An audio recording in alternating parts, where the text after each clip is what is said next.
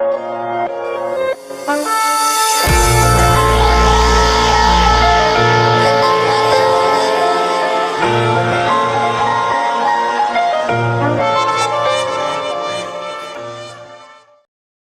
Number 2، پیدائش سے پہلے یسوع کی تعظیم۔ لوکا 1 باب کی 34 سے 56 آیتیں۔ باب کا خلاصہ: مریم اپنی رشتہ دار الشبا سے ملنے گئی۔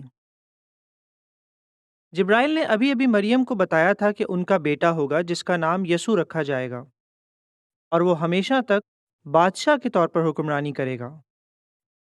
یہ سن کر مریم نے کہا، یہ کیسے ہو سکتا ہے جبکہ میری تو ابھی شادی بھی نہیں ہوئی؟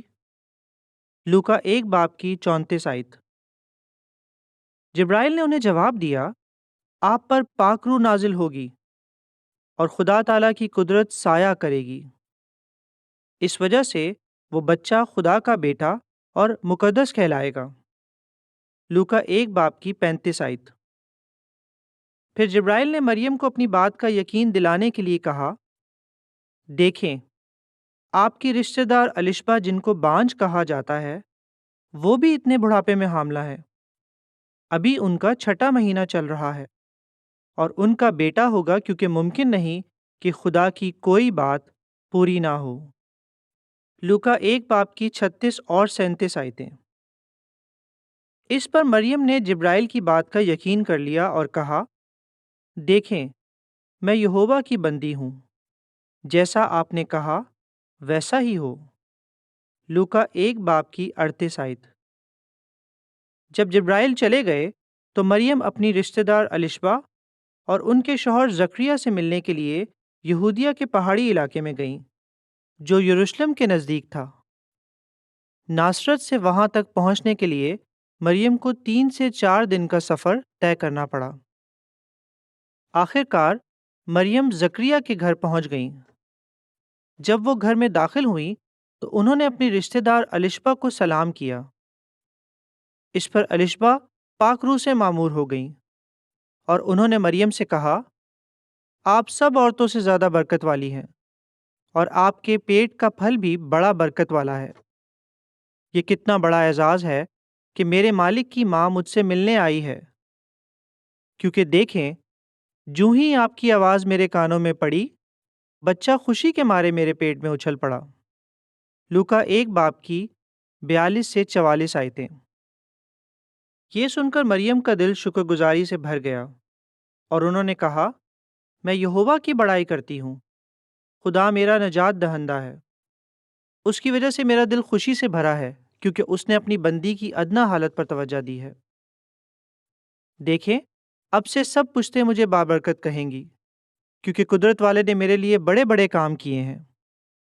حالانکہ مریم کو اتنا بڑا شرف ملا، لیکن انہوں نے اپنی بڑائی کرنے کی بجائے خدا کی بڑائی کی اور کہا، اس کا نام پاک ہے، اور وہ پشت در پشت ان پر رحم کرتا آیا ہے جو اس کا خوف رکھتے ہیں۔ لوکا 1 باب کی 46 سے 50 آیتیں۔ مریم نے خدا کی بڑائی میں یہ بھی کہا، اس نے اپنے بازو سے زبردست کام کیے ہیں۔ اس نے ان لوگوں کو تتر بتر کر دیا ہے جن کے منصوبوں سے ظاہر ہوتا ہے کہ ان کے دل میں غرور بھرا ہے۔ اس نے حاکموں کے تخت الٹ دیے ہیں اور ادنا لوگوں کو بلند کیا ہے۔ اس نے بھوکے لوگوں کو اچھی چیزوں سے سیر کر دیا ہے اور امیروں کو خالی ہاتھ بھیج دیا ہے۔ وہ اپنے خادم اسرائیل کی مدد کو آیا ہے، کیونکہ اسے یاد ہے کہ اس نے ہمارے باپ دادا سے وعدہ کیا تھا کہ وہ ابراہام اور ان کی نسل پر ہمیشہ رحم کرے گا۔ لوکا 1 باب کی 51 سے 55 آیتیں۔ مریم تقریباً 3 مہینے الشبا کے ہاں رہیں، جن کے حمل کے آخری مہینے چل رہے تھے۔ بلا شبہ مریم نے ان کا کافی ہاتھ بٹایا ہوگا۔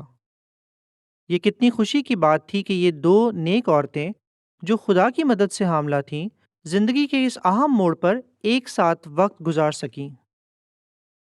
کیا آپ نے غور کیا کہ پیدائش سے پہلے یسوع کی کتنی تعظیم کی گئی؟ الشبا نے انہیں میرے مالک کہا، اور جب مریم ان کے گھر آئیں تو ان کے پیٹ میں بچہ خوشی کے مارے اچھل پڑا۔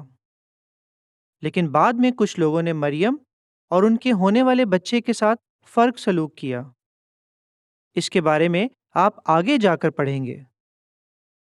دہرائی کے لیے سوال: جبرائیل نے مریم سے کیا کہا جس سے مریم سمجھ گئیں کہ وہ کس طرح حاملہ ہوں گی؟